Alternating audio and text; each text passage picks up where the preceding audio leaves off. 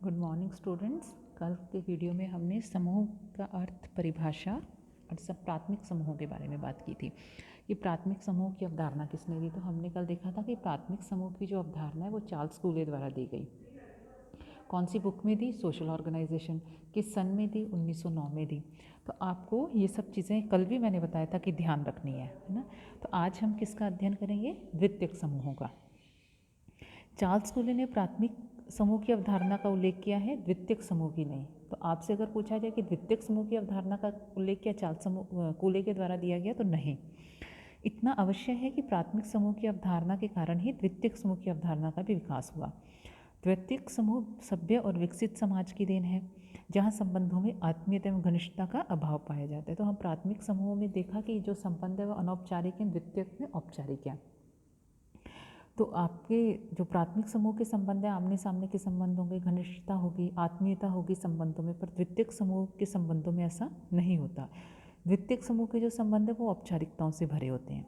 सामाजिक जटिलता में वृद्धि ने ही द्वितीयक समूहों को जन्म दिया। अब द्वितीयक समूह की अर्थ क्या और परिभाषा क्या है? जॉर्ज सी होमन्स, द किंग्सले डेविस आदि विद्वानों ने द्वितीयक समूह पर प्रकाश डाला। प्रोफेसर डेविस ने द्वितीयक समूह के संबंध में लिखा है, द्वितीयक समूहों को स्थूल रूप से सभी प्राथमिक समूहों के विपरीत कहकर परिभाषित किया जा सकता है। बियरस्टीड ने बताया कि वे सभी समूह द्वितीयक हैं जो प्राथमिक नहीं हैं। इन दोनों परिभाषाओं से स्पष्ट है कि प्राथमिक समूह में पाई जाने वाली विशेषताओं के विपरीत प्रकार की विशेषताओं को व्यक्त करने वाले समूहों को हम क्या कहेंगे? द्वितीयक समूह। ऑगबर्न एवं लिमकॉफ ने लिखा है, द्वितीयक समूह उन्हें कहते हैं जिनमें प्राप्त अनुभवों में घनिष्ठता का अभाव होता है। आकस्मिक संपर्क की द्वितीयक समूह का सारत्व है। अन्य परिभाषा हम देखें तो लुंडबर्ग कहते हैं कि हम उन समूहों को द्वितीयक समूह मानते हैं जिनमें सदस्यों के संबंध अव्यक्तिक, हित प्रधान एवं व्यक्तिगत योग्यता पर आधारित होते हैं। और लुंडबर्ग की जो बुक का नाम है वो है सोशियोलॉजी। ऑगबर्न एंड निमकॉफ की बुक भी सोशियोलॉजी है, तो आप इनकी कृतियों के नाम भी याद रखेंगे। फेयरचाइल्ड के अनुसार समूह का वह रूप जो अपने सामाजिक संपर्क और औपचारिक संगठन की मात्रा में प्राथमिक समूहों की घनिष्ठता से भिन्न हो, द्वितीयक समूह है। तो हमने ये फेयरचाइल्ड, लुंडबर्ग, ऑगबर्न इनकी परिभाषाएं देखी। इन परिभाषाओं का यदि हम विश्लेषण करें तो हम पाते हैं कि द्वितीयक समूह वे समूह हैं जिनमें सदस्यों के बीच अव्यक्तिक संबंध पाए जाते हैं। व्यक्तिगत रूप में सदस्यों को जानना यहाँ आवश्यक नहीं होता। ऐसे समूहों में शारीरिक निकटता भी अनिवार्य नहीं होती। ये संबंध अनौपचारिक प्रकार के जीवन के किसी पक्ष से संबंधित होते हैं, अस्थायी प्रकार के होते हैं, विशेष हितों पर आधारित होते हैं और हस्तांतरणीय होते हैं। जहाँ हमने देखा कि प्राथमिक समूह के संबंध अहस्तांतरणीय होते हैं, लेकिन द्वितीयक समूह के जो आपके संबंध होंगे वो हस्तांतरणीय होंगे। यहाँ एक व्यक्ति के स्थान पर दूसरे का हस्तांतरण सुगमता से किया जा सकता है। ये समूह विशेष उद्देश्यों की पूर्ति हेतु बनाए जाते हैं। उद्देश्यों के पूर्ण होने पर ये स्वतः ही समाप्त हो जाते हैं। इन समूहों में उच्च तथा निम्न प्रकार की परिस्थितियाँ देखने को मिलती हैं। द्वैतिक समूह के सदस्यों के संबंधों में स्थायित्व और निरंतरता का अभाव पाया जाता है। ऐसे समूह के सदस्य अपने आप को दृढ़ भावनात्मक संबंधों में बंधा हुआ नहीं पाते। इनमें स्नेह, सहानुभूति तथा दूसरों के हित को अपना समझने की प्रवृत्ति साधारणतः नहीं पाई जाती। स्कूल, कॉलेज, राजनीतिक दल, मजदूर संघ, राष्ट्र आदि आपके द्वितीयक समूहों के उदाहरण है। यदि आपसे वन वर्ड में पूछ ले कि द्वितीयक समूह के उदाहरण लिखिए, तो आप क्या लिखेंगे? स्कूल, कॉलेज, राजनीतिक दल, मजदूर संघ। इनमें विशेष नियमों के आधार पर सदस्यता प्राप्त की जाती है। द्वितीयक समूहों का आकार और क्षेत्र काफ़ी विस्तृत होता है। इन समूहों की सदस्य संख्या हजारों लाखों तक हो सकती है। इनमें साधारणतः संचार के माध्यम द्वारा सदस्यों से संपर्क स्थापित होता है। इन समूहों में सदस्यों में घनिष्ठता का अभाव पाया जाता है। इन समूहों में व्यक्ति को नहीं बल्कि उसके कार्य को महत्व दिया जाता है। सभी द्वितीयक संपर्क समझौते की प्रकृति के होते हैं। इस प्रकार के संपर्क में सदस्य समझौते की शर्तों के अनुसार ही बंधे रहते हैं। सदस्यों के व्यवहार में औपचारिक नियम, विधियां एवं परंपराएं पाई जाती हैं। इनके माध्यम से सदस्यों के व्यवहार को नियंत्रित किया जाता है। द्वितीयक समूह के सफल संचालन के लिए आवश्यक है कि सदस्यों में समूहों के प्रति कुछ अपनत्व, त्याग एवं निष्ठा का भाव हो। इनके अभाव में कोई भी विश्वविद्यालय, कहीं हम जो द्वितीयक समूह है, हमारे श्रमिक संघ या राजनीतिक दल है, कुशलतापूर्ण कार्य नहीं कर सकते। किंग्सले डेविस ने बताया है कि समूह में निष्ठा और एकात्मकता अपने आप विकसित नहीं होती। ये संचार के परिणाम स्वरूप एक व्यक्ति से दूसरे में विकसित होती है, विशेष रूप से ऐसे संचार के द्वारा जो निकट व्यक्तिगत संबंधों में पाया जाता है। तो हमने देखा कि द्वितीयक समूह क्या है।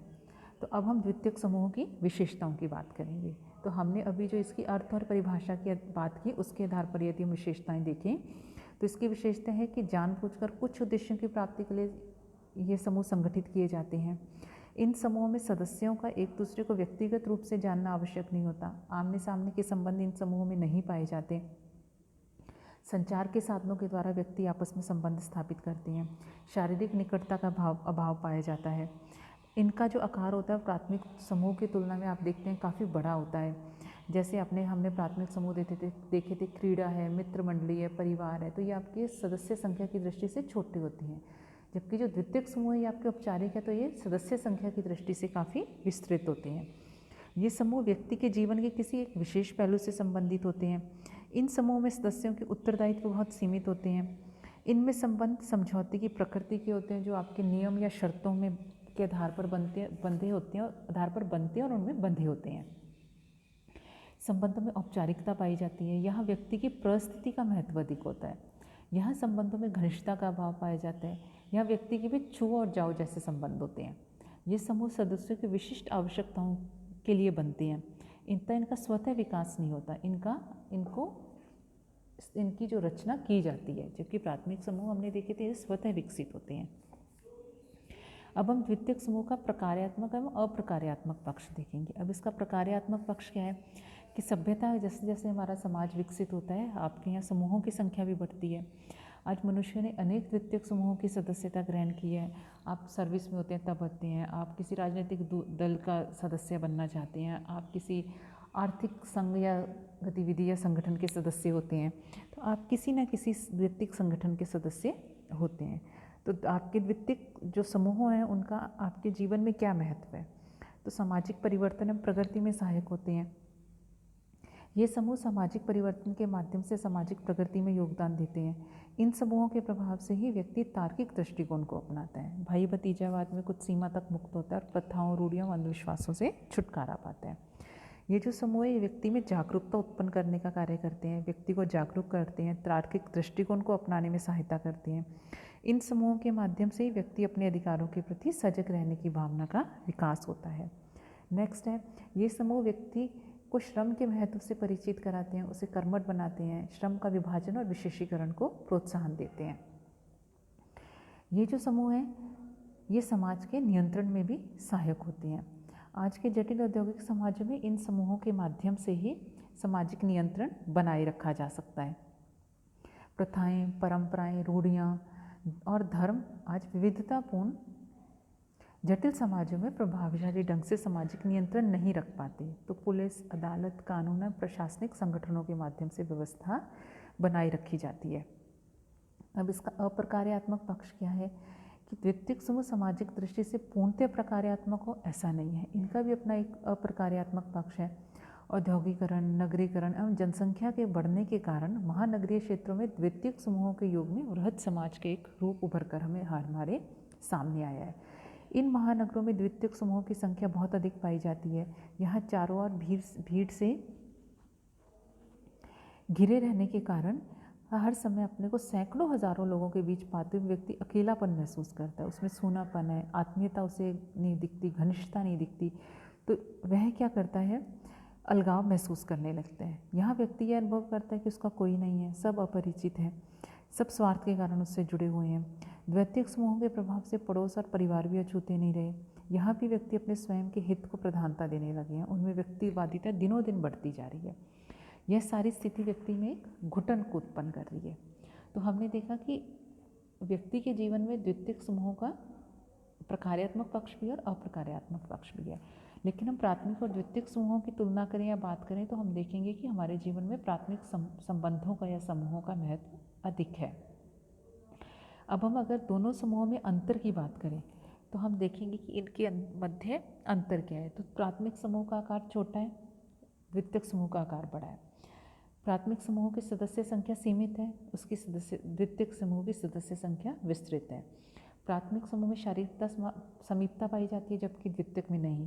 प्राथमिक में संबंधों में घनिष्ठता और आत्मीयता होती है, द्वितीयक समूह में औपचारिकता होती है। प्राथमिक समूह में संबंधों में अनौपचारिकता है, जबकि द्वितीयक में औपचारिकता। प्राथमिक समूह स्वतः निर्मित होते हैं और द्वितीयक समूहों का विकास जानबूझकर विशिष्ट उद्देश्यों के लिए बनाया जाता है। प्राथमिक समूह के संबंध व्यक्तिक होते हैं, द्वितीयक समूह के संबंध अव्यक्तिक होते हैं।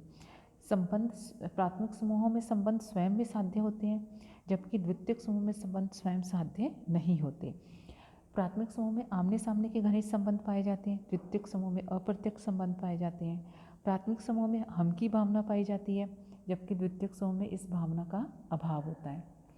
यहाँ प्राथमिक समूह सामूहिकता को जन्म देते हैं, जबकि द्वितीयक समूह व्यक्तिवादिता को जन्म देते हैं। तो ये हमने इन दोनों के मध्य अंतर देखा। तो जबकि आप प्राथमिक समूह का उदाहरण की बात करेंगे तो आपके उदाहरण क्या हैं? परिवार, पड़ोस, क्रीड़ा समूह, मित्र मंडली, साझेदारी, लघु समुदाय, ये आपके प्राथमिक समूह के उदाहरण हैं। जबकि द्वितीयक समूह के क्या हो जाएंगे? सेनाएं, राजनीतिक दल, बड़े व्यापारिक संगठन, मजदूर संघ, विश्वविद्यालय, आपका कॉलेज, राष्ट्र, ये सभी आपके द्वितीयक समूह के उदाहरण हैं। तो आपकी द्वितीयक समूह की भौतिक विशेषताएं क्या हो गई? प्राथमिक समूह की भौतिक विशेषताएं क्या हो गई? शारीरिक समीपता है, लघुकार है, संबंधों की निरंतरता है। मानसिक विशेषताएं क्या होगी? उद्देश्यों की समानता है, संबंध स्वयं साध्य हैं, व्यक्तिक संबंध हैं, संबंधों की पूर्णता है, संबंध स्वयं विकसित होते हैं। ये आपके प्राथमिक समूह की विशेषताएं। द्वितीयक समूह की विशेषताएं क्या हो गई? बड़ा आकार है, शारीरिक निकटता का अभाव है,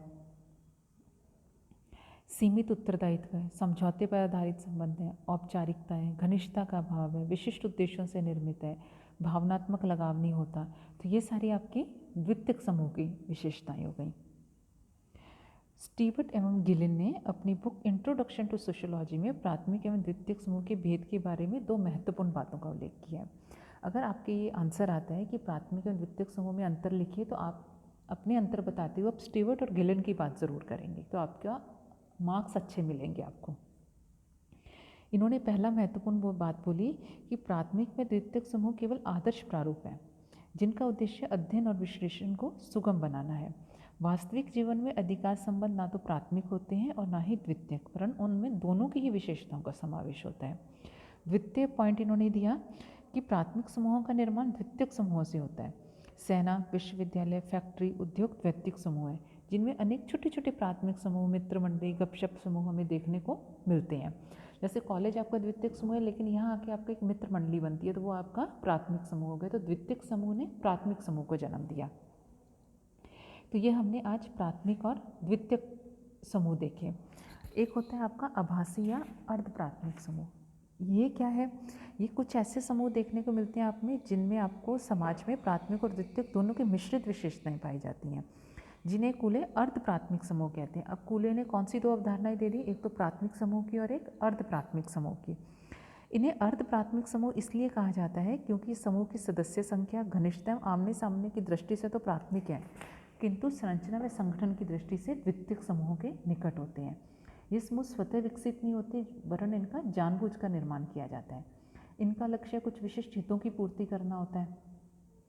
अर्ध प्राथमिक समूह को परिभाषित करते हुए कूले लिखते हैं, ये घनिष्ठ आमने सामने के संबंधों द्वारा संगठित वे समूह हैं जो अपनी संगठन संबंधी विशेषताओं और विशेष उद्देश्यों के कारण सीमित आकार के होते हैं। कूले ने अर्ध प्राथमिक समूहों में स्काउट ग्रुप, लघु विचार गोष्ठी, सामाजिक वर्ग, क्लब, ग्रामीण मनोरंजन केंद्र आदि को गिना। बॉटमोर ने आभासी समूहों को परिभाषित करते हुए लिखा। तो अब आपको प्राथमिक समूह और अर्ध प्राथमिक समूह की परिभाषा किसने दी? कूले ने। जबकि जो आभासी ग्रुप को किसने दिया? वो दिया बॉटमोर ने। तो आपसे पूछा जा सकता है कि आभासी समूह की अवधारणा किसके द्वारा दी गई? बॉटमोर के द्वारा दी गई। इनके अनुसार आभासी समूह एक ऐसा योग है जिसमें संरचना एवं संगठन की कमी होती है और जिसके सदस्य समूह के अस्तित्व के प्रति अनभिज्ञ तथा कम जागरूक हो सकते हैं। आप आभासी समूहों में सामाजिक वर्ग, परिस्थिति समूह, आयु और लिंग समूह तथा भीड़ को सम्मिलित करते हैं। तो हमने ये आभासी और अर्ध समूह की बात की। धन्यवाद।